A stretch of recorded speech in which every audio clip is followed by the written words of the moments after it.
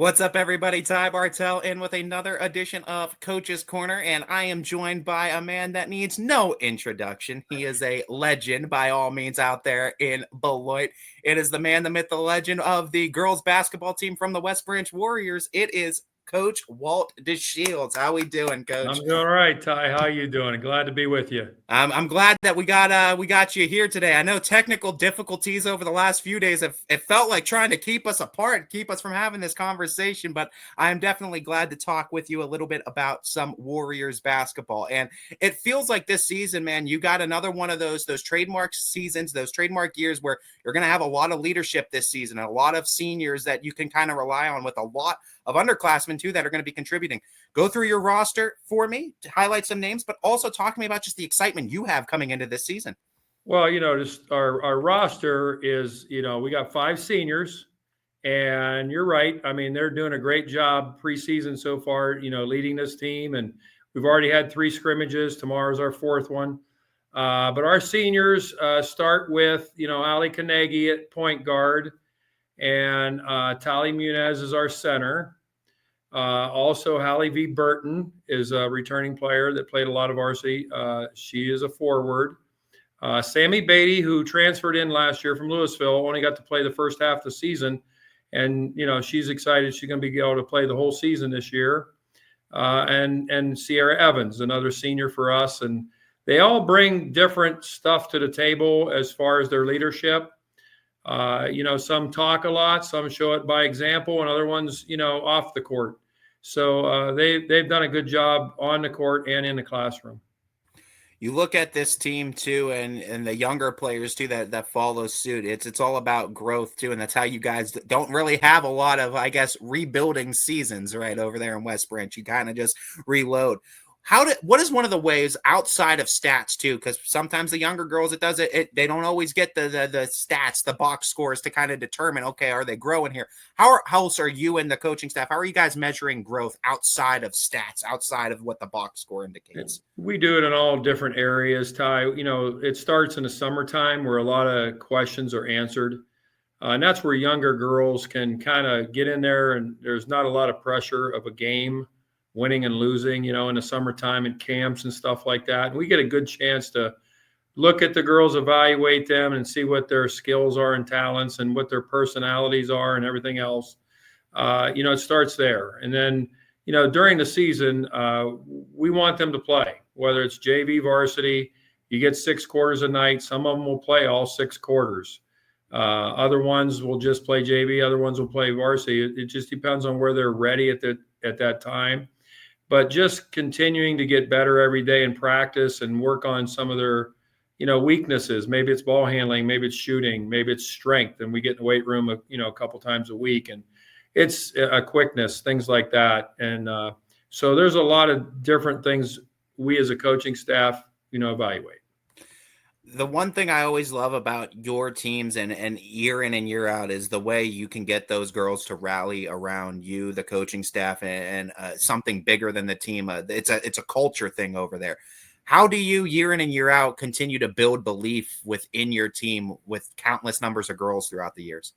Well, really, it's not about me. It's really more about the program and about each other. And we always tell them, put the team first, and all those valuable lessons that you learn about being a team, whether later in life it's your family, whether it's at your job, things like that. But basically play for the girl next to you, and not for the coach and things like that. And then play for the program, play for West Branch. You only got 4 years to do this.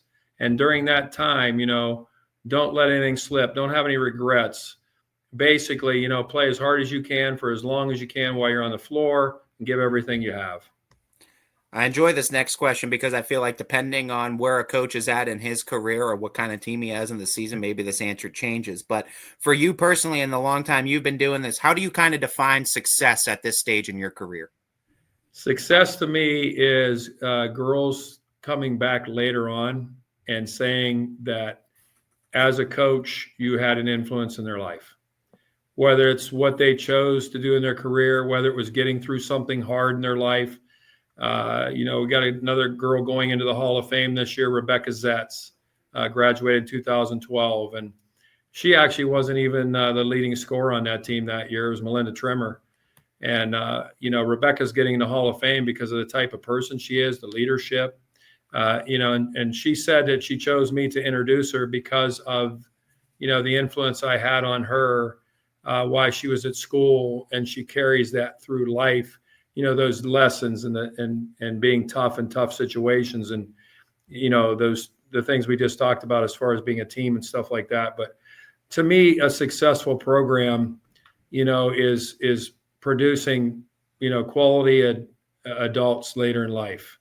And, the wins and losses and the points and the rebounds, those all go away. But it's the relationships that you build with players and they build with each other is the most important thing. We talk about the wins and losses too. I know you've been a part of a ton of them throughout your career too, and I feel like your perspective maybe on what the game is and how it's probably changed over the years throughout your coaching experience. You adapt with the game. Now, when we talk or when we ask you, what would your version, I guess, of great basketball look like if we were to ask you? Well, it starts with defense, and I've been really excited the last 2 years.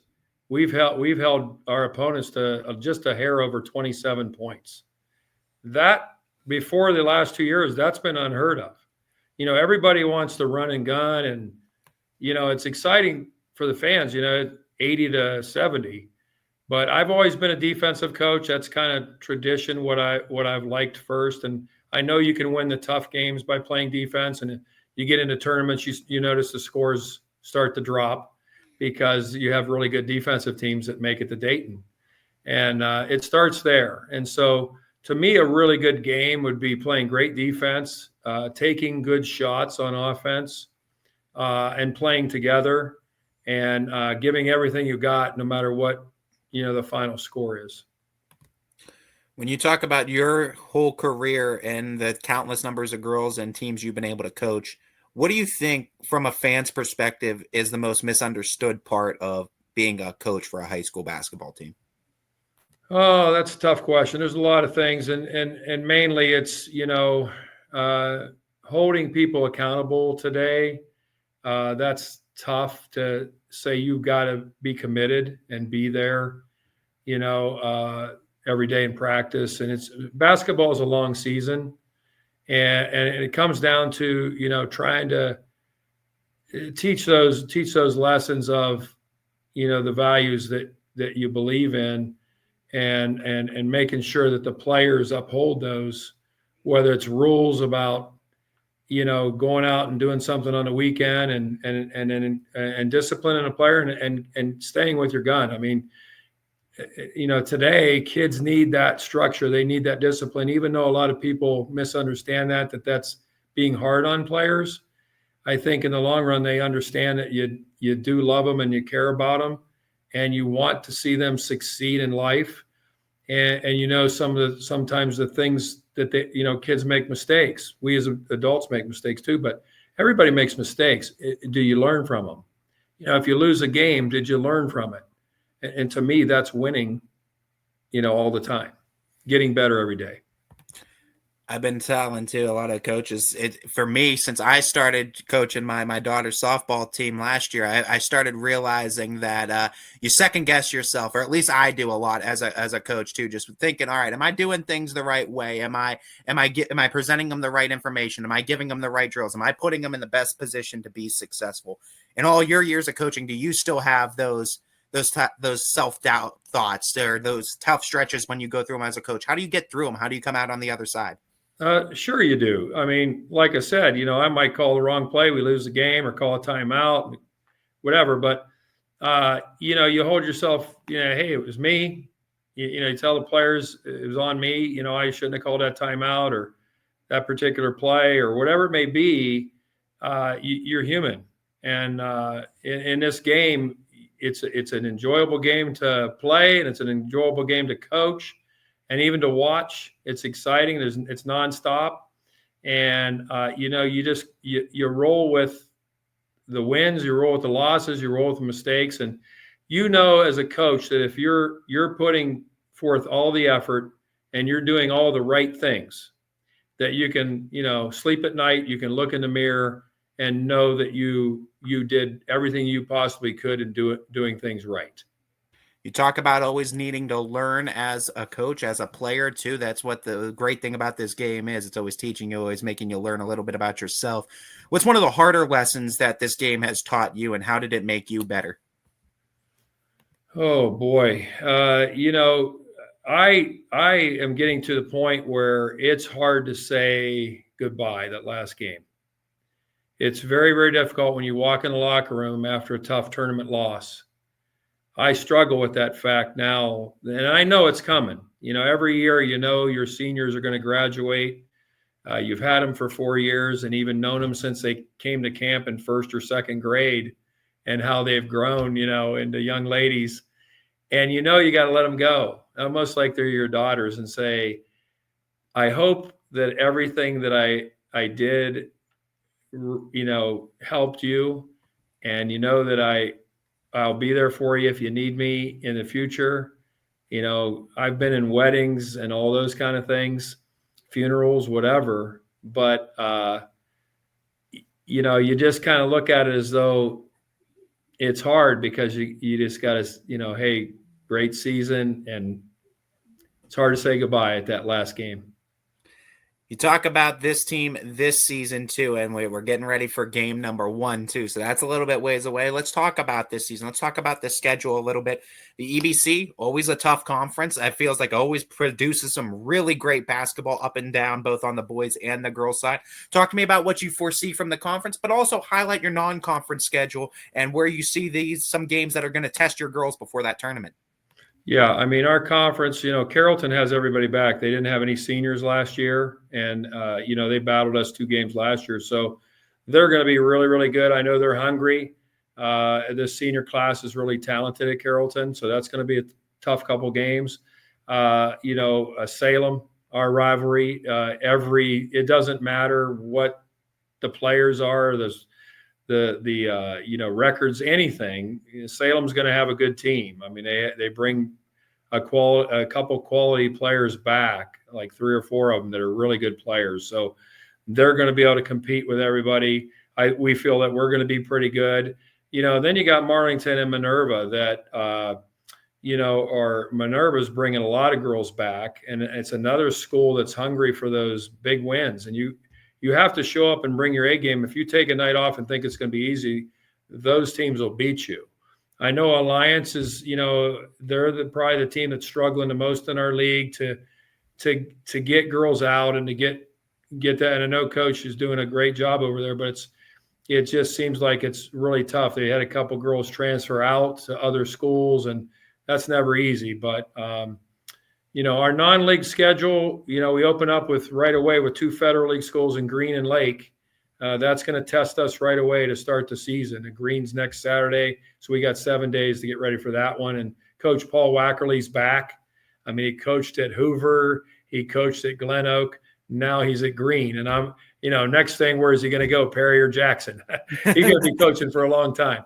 But anyway, we're going to the Classic in the Country down in Berlin Highland this year. And we're playing Magnificat, which is always a powerhouse in the state of Ohio for girls basketball. We're going to, and that's a shot clock. This is the first year they're going to use the shot clock at Berlin for Martin Luther King weekend. And then we also, over Christmas break, we're going to Canton McKinley for the second year of the Ohio Basketball Coach Association shot clock tournament. And we're going to play Shelby, who's, again, another great girls basketball program. Coach Lance over there, she does a great job. She's a great coach, and they're well coached and fundamental. Besides that, Canfield, we have not beat them since, I think, 2017. It's been a while, and they do a great job over there.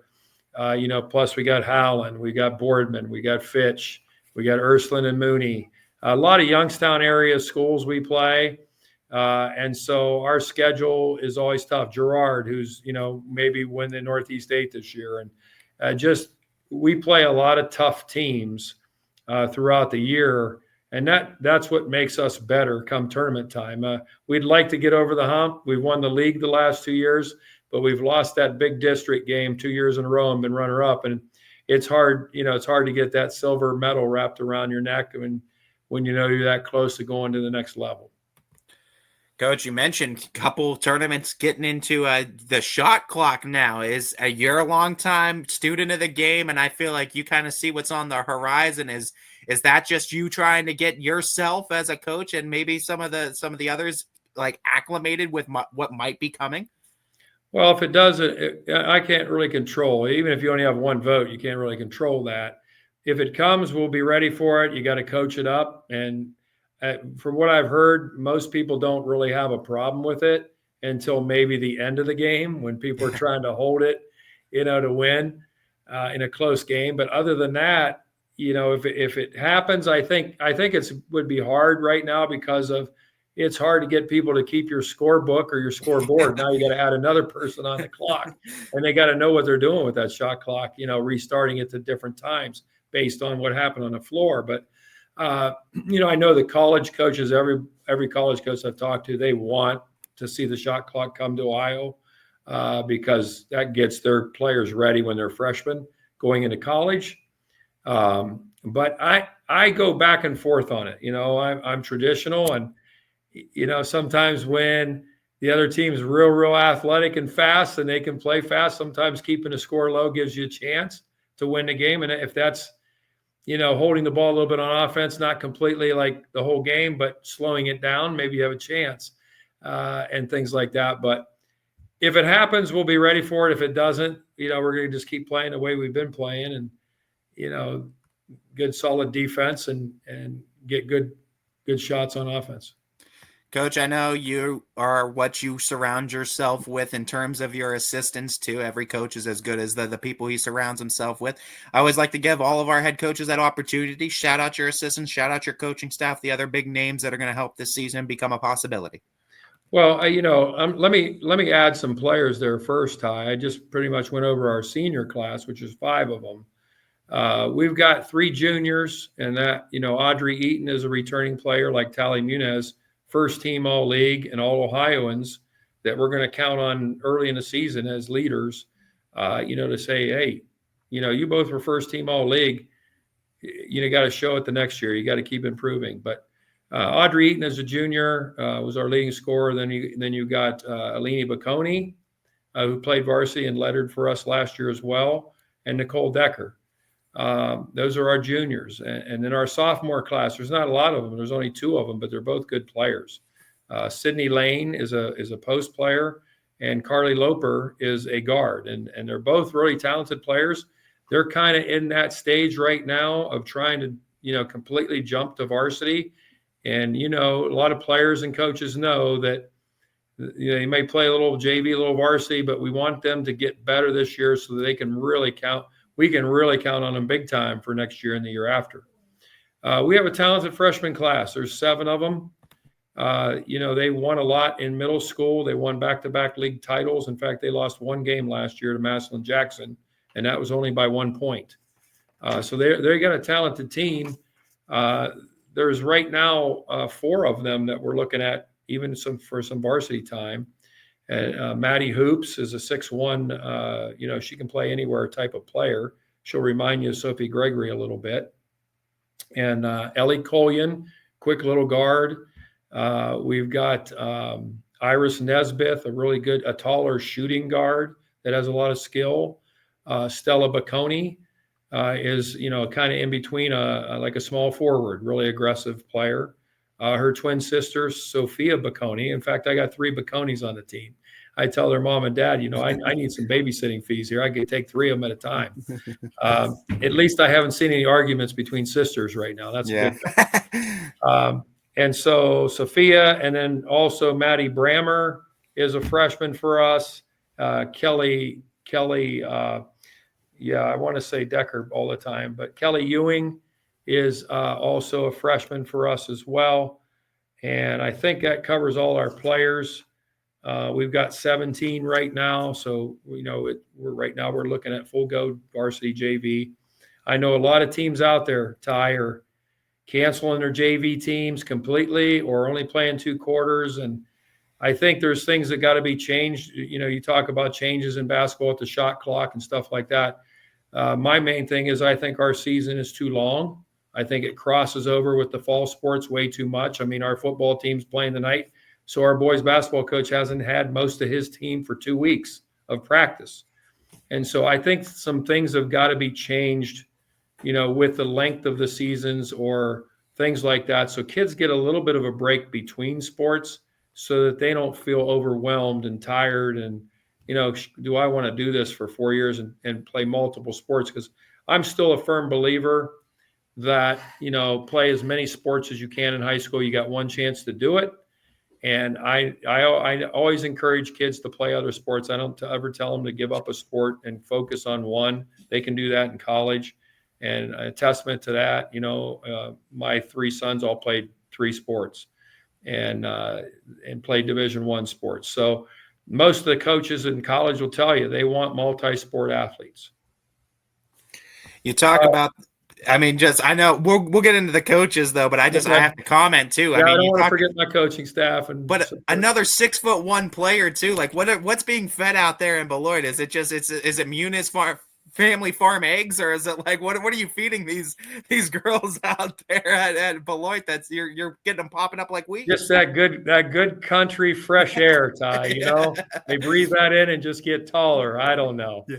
Let's go through that coaching staff. Yeah, she's gonna be a good player. There's a lot of good players in this program, and I've been pretty blessed with that over my 21 years. This is my 21st year, so been really blessed. I've told everybody, you have to be blessed with talent. I don't, people think, oh, I'm a great coach, I'm going to win. If the other team, Jimmy's and Joneses, right? So if the other team's just got more talent than you, I don't care. You can coach as hard as you want to coach, you're going to lose some of those games because they just have better players. And I've been blessed with a lot of good, hardworking girls and good families and supportive families, that kind of stuff, and really good fans. Our girls basketball program is, it's respected in the whole area. It's respected here at West Branch.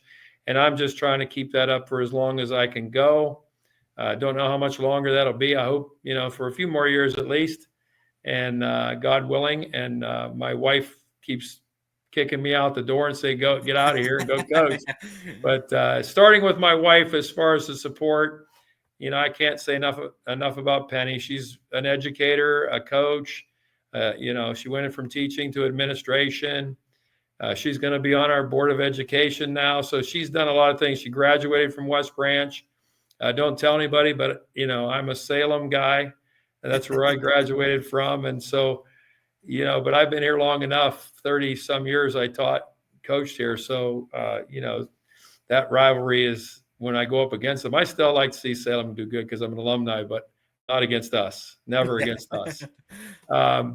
And so it starts there. My 3 sons are always there for me. And, they're having, 2 of them are coaching, My oldest son, Kip's over at Boardman as an assistant boys basketball coach, and TJ is an assistant coach up at Akron for football. So I don't know if they're trying to follow in dad and mom's footsteps, but who knows? I'm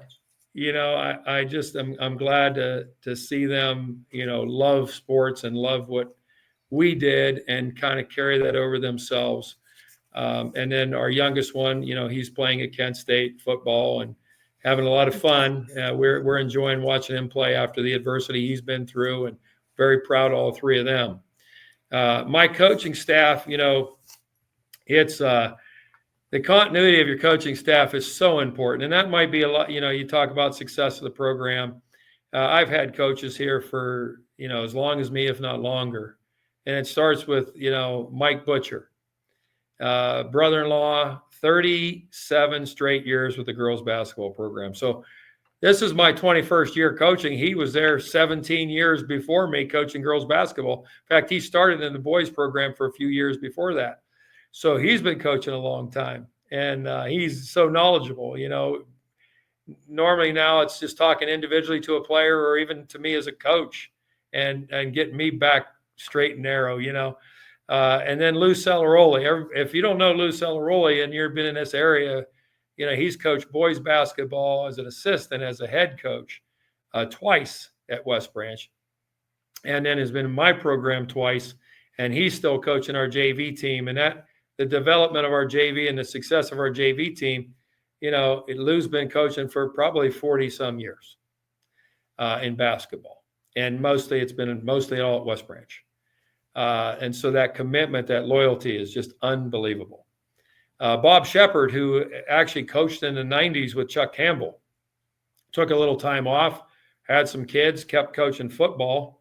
And this was his first year not coaching football in like probably 30 years or so.